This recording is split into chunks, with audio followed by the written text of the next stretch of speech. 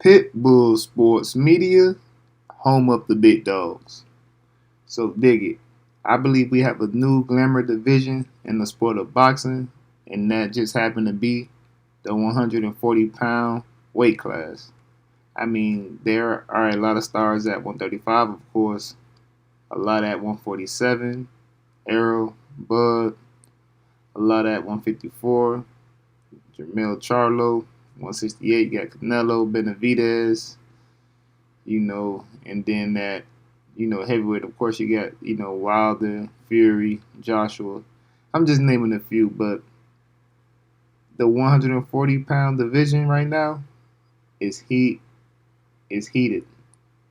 I mean, you have the right amount of star power, you have the right amount of talent, you have the right amount of competition, and the excitement and the room for growth in that division is just a candy store for a true boxing fan. I mean, who's really at the top of the division? I mean, you have Regis Prograis, who just didn't have the best outing. You have Teofimo Lopez, who just knocked off Josh Taylor.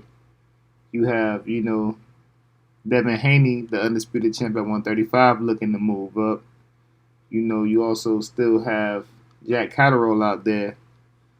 You have Montana Love out there, Richardson Hitchens. You have, the star power Brian Garcia now at 140. You have Jose Ramirez. You have Arnold Barboza Jr. He's 28 and 0. You have Gary Antoine Russell, who's untalking about. Nobody talks about Gary Antoine Russell. He's 16 and 0 with 16 knockouts in the 140-pound division. Tank Davis. Javante Tank Davis also fights at 140. He had a fight at 140 against, Barrios. So, the talent at 140 is crazy. And then the storylines, the storylines go deep. You have Tio defeating Josh Taylor, the guy who defeated Regis Progress, the once undisputed champ at 140. Josh Taylor loses to Teofimo Lopez, and then Tio, he retires right after the bout, and then Regis Progress, who lost to Josh Taylor, has the belt, the WBC belt. He goes home and then he puts on a,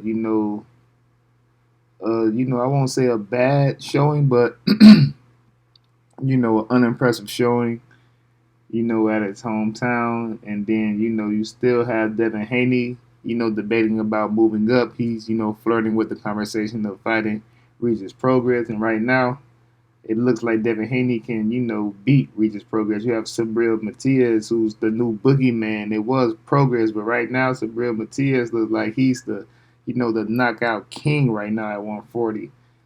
What do you guys think? You know what I mean? Josh Taylor has just been dethroned by, Teofimo Lopez, and then Richardson Hitchens was supposed to fight Montana Love. Montana Love pulls out. Is he really hurt, or is he just, a little shooken up about competition? It looks like, the zone is, Eddie Hearn is looking like he's going to try to figure out who his cash cow is at 140. This, division is very hot right now. I don't see another division right now that's, I see a lot of competition, but right now, I just think overall, I think the best division is 140. I think the action's at 140. You also got Rolly Romero. I forgot to mention he's a champ. You know what I'm saying? That star power. You might not think he's talented, but he sure does bring the stars out.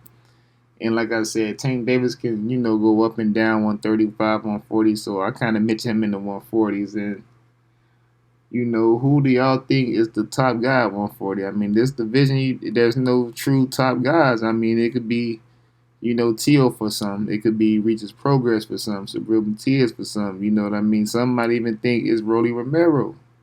Some might say it's Ryan Garcia. And then when you have an underdog like Gary Antoine Russell, not being talked about, he has 16 fights with 16 knockouts. Who do y'all think, or what division is the Glamour division of boxing? Is it 140? Is it 135?